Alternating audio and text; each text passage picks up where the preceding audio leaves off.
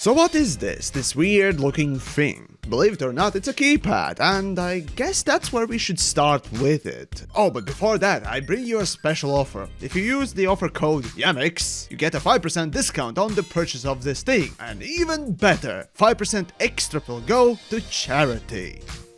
Anyways, this funky looking thing is not only visually interesting, but it also happens to be made right here, in the greatest nation in the world, Latvia. Yes, my fellow horse heads are producing this thing, and I was very pleasantly surprised. Clearly, this is not the only keypad looking thing on the market, but frankly, it's probably one of the more interesting ones. So here goes, a Latvian proud to present a Latvian product. A potato! Oh, and of course, Azeron keypad.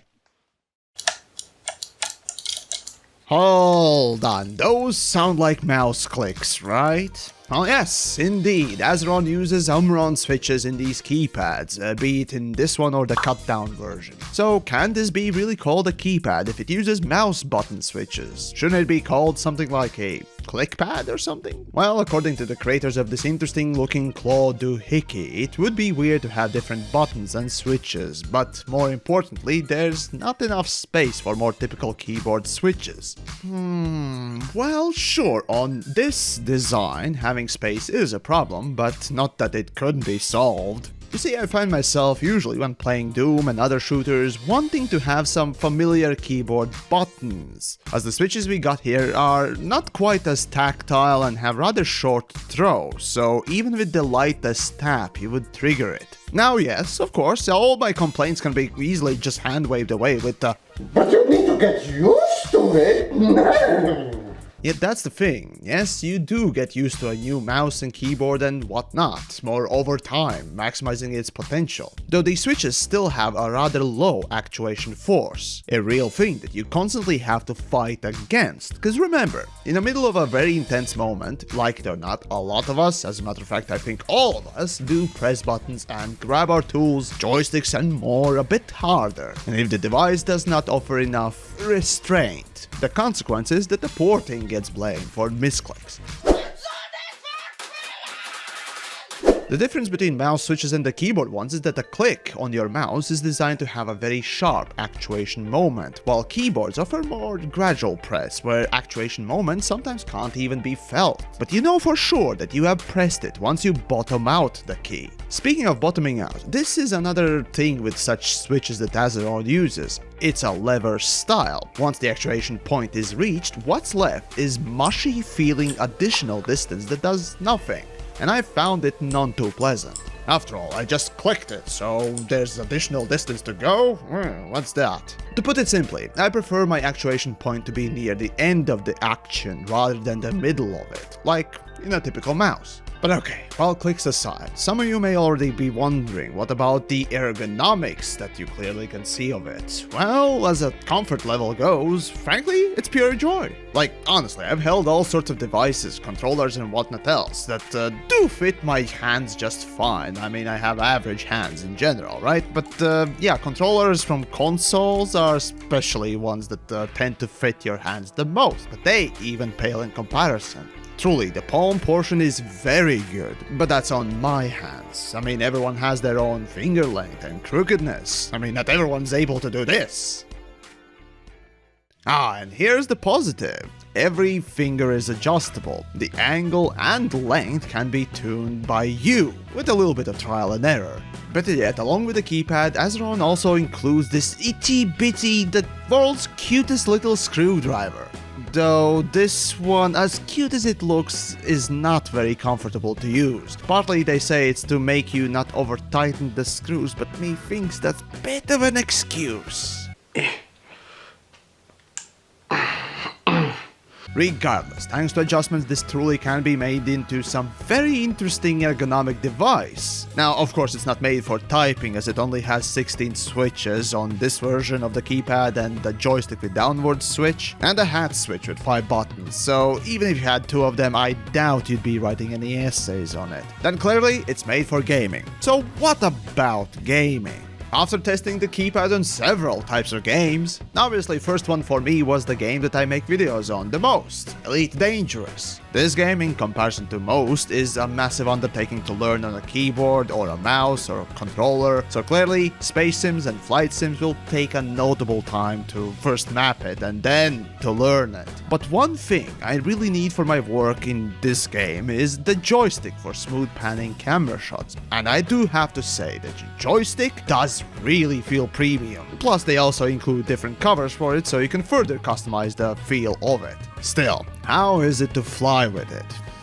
Well, I'd say it's okay. Really no complaints, but as said, for filming, well, I love it, and will use from now on, believe it or not. Funnily enough, if you have HOTAS or you fly in VR, this actually may be very good tool to use for Elite, as it kind of mimics the position of those keys in your ship, so the immersion levels could rise. Unless, of course, like a Scorpius, you have built your own.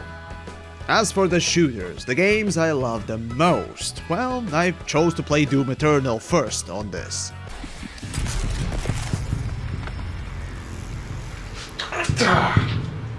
Okay, yeah, clearly, the more active the game, the harder it is to play well with this keypad. But you need to get used to it! Get good, scrub!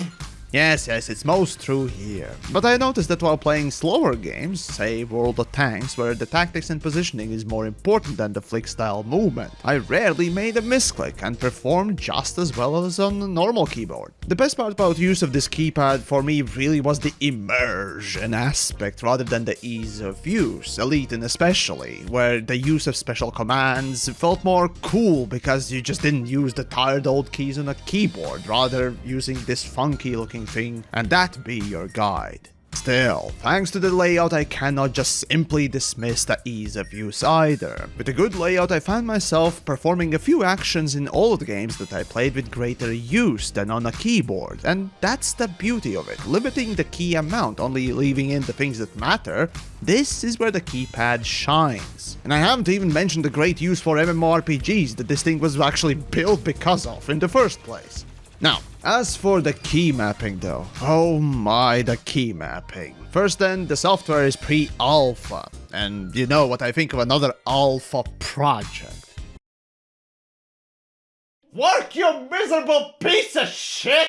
Yeah, but okay, considering that these guys started the work around 2019 and this is basically their first year in development and everything as a matter of fact, I frankly am surprised to see how well everything works and fits together. Though, we are not without problems, clearly. Yes, you can remap every button and joystick. There are even 2 onboard memory profiles that you can store. And to switch them, you just need to press that extra button. Then, the super bright and frankly distracting LED will tell you which profile you're on. Remapping in the software is a little clunky. I mean, I would prefer to have a quick and easy way to clear all the buttons or a single button without the need to click on the button, then click on the no action, then click on select. I mean, come on, how hard is it to put in a red cross on the button to clear it immediately? Then duplicating a profile really doesn't exist unless you count on selecting a profile, then adding a new one which copies it, or pressing on onboard memory one and then copying it. So it's a bit confusing, to say the least. Not to even mention that you can't add a blank profile without anything mapped. But there is a positive. There are macros, and though it only exists for software profiles only, it's very common for these reprogrammable devices to have it on software only. So, oh well, you still got them, so that's good. Also, when you try to resize the program's window, it kind of feels jerky and wonky, especially it can go really small, and that shouldn't be really allowed. You know you can set limiters for that, right? So yeah, the program overall looks very alpha, but hey, at least you can do everything, and it does not crash, even if it loads slowly.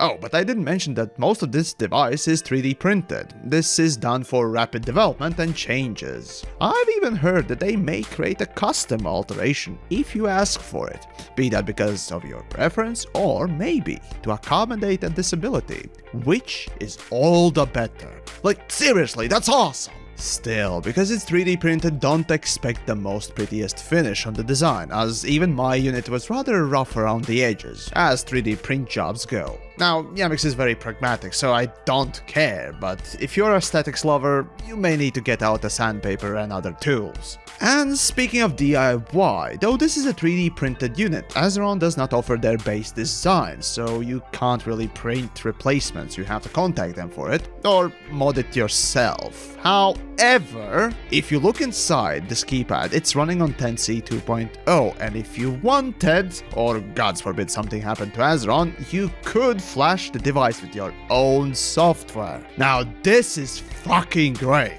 So in the end, how much would this scrappy Latvian company ask for such a device? 150 euros, plus tax, plus shipping.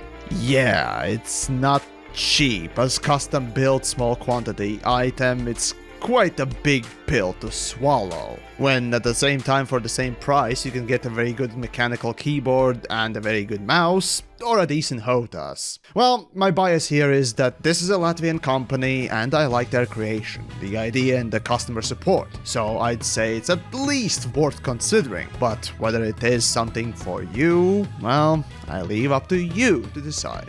The product is growing and the software maturing, so I'd like to see them succeed. But, as I alluded before, there is a lot to improve. So, in case you do want to pick this up, I do remind you of the offer code TheYamiks for 5% discount, plus the 5% extra of that purchase will go to charity. So check the link in the description for extra info.